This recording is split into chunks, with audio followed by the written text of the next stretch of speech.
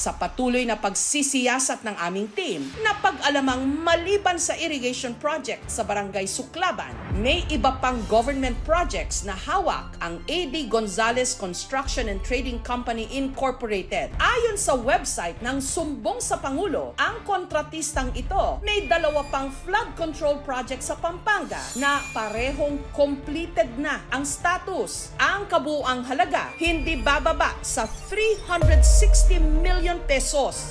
Pinuntahan ng aming team ang coordinates na nakasaad sa website ng parehong proyekto at ito ang tumambad.